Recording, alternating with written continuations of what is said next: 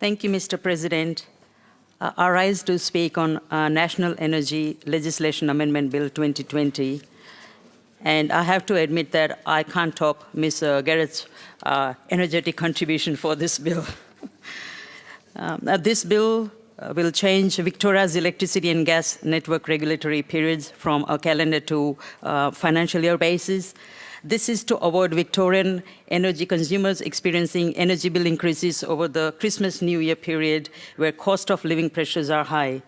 It will facilitate changes in prices on 1st July rather than 1st January each year, where customers are more likely to engage with the market. This bill will align Victoria's network regulatory periods with other jurisdictions, which are all on a financial basis as early as possible. In short, this bill makes changes to the way electricity and gas are regulated in Victoria. I agree with what Dr. Q has just mentioned in his contribution that the Andrews Labor government has a strong track record of making Victoria's energy markets simpler and fairer for all Victorians, and we will continue to support small businesses and Victorian households cut the cost of energy. And today, Victoria is at the forefront of next generation of energy production. We have invested heavily in the next generation of energy, and in doing that, we have created jobs while reducing the energy bills. However, there is more to do. Energy prices are too high, and energy companies refuse to invest in the next generation of energy. I'm glad to be a part of government which has taken a stance to support Victorians. In Victoria, we have legislated targets, and we are going to remain at the center of the next generation of energy. Our Energy Fairness Plan is our commitment to Victorians.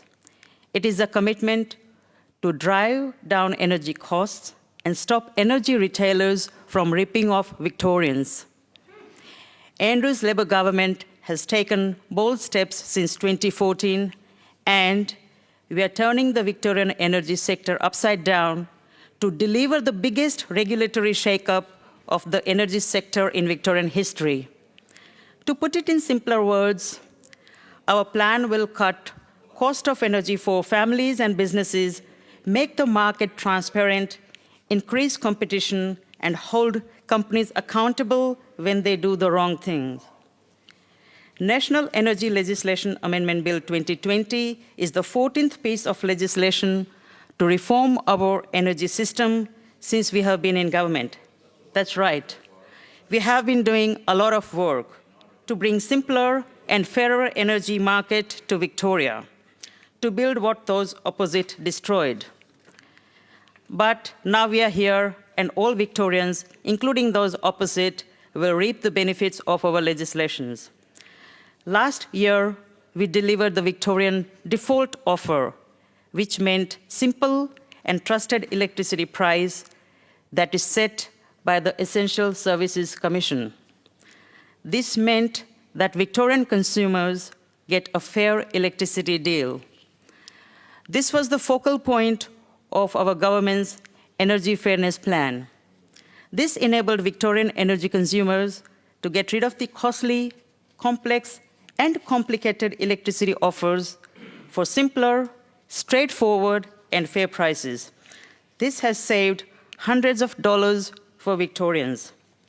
That means that Victorians living in retirement villages, apartments, caravan parks could save between $180 and $370 a year on energy bills, while small businesses in shopping centers could save up to $2,200.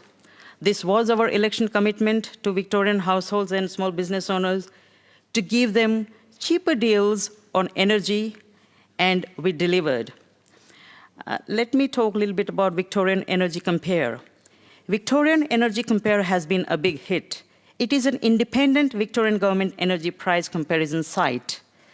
It has been a common sense initiative to make sure that people can shop around for cheaper power rates while they received $50 power saving bonus.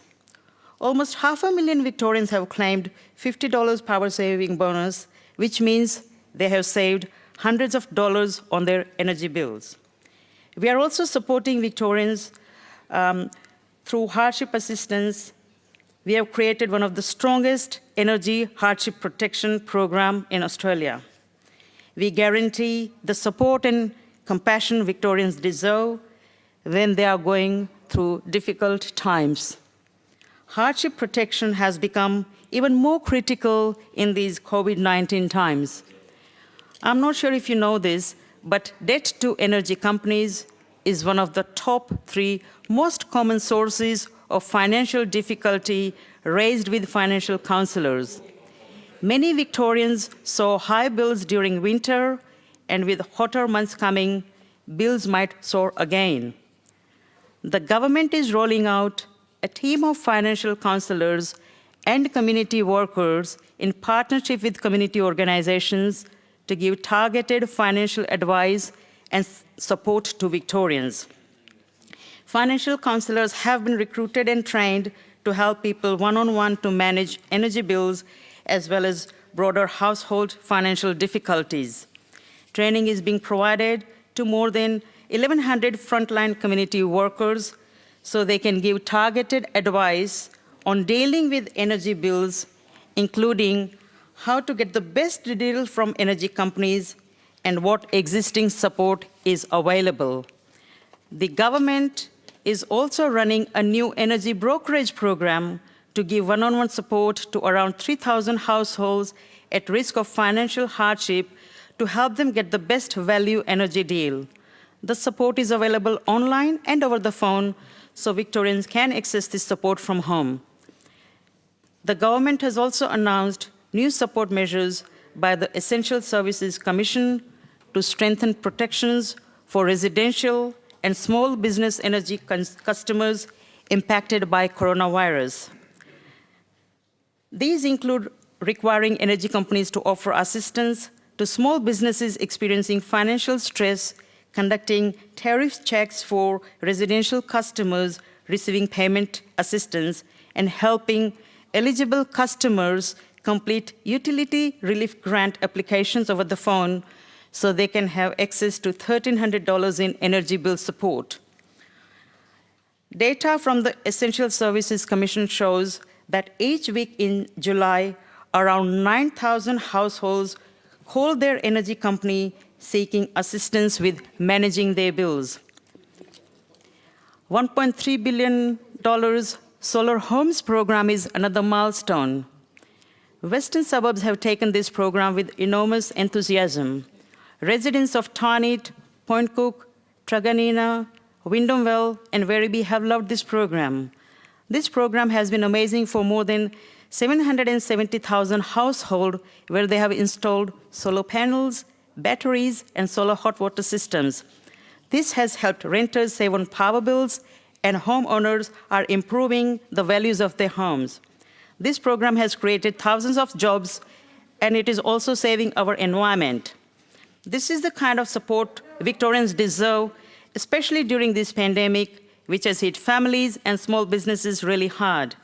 Power prices are very important to my constituents, and we must do as much as possible to keep the prices down. There is much more we will do, but coming back to the bill we are discussing today, this is an important cog in our energy plan. This legislation is paramount to bringing a fairer energy system. It brings some crucial technical amendments. This bill will help further reduce the pressure on Victorians put on them, reduce the pressure on Victorians put on them by the energy companies. Currently, Victorians get a heftier bill during Christmas and New Year's period when the cost of living pressures are already high.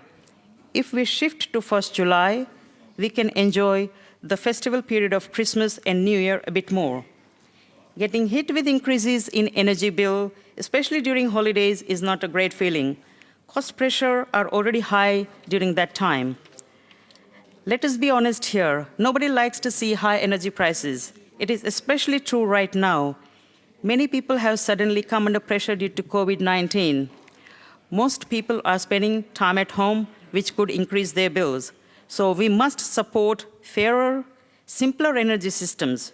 We are cutting the cost of energy for all Victorians. Let's support this bill. I commend the bill to the House.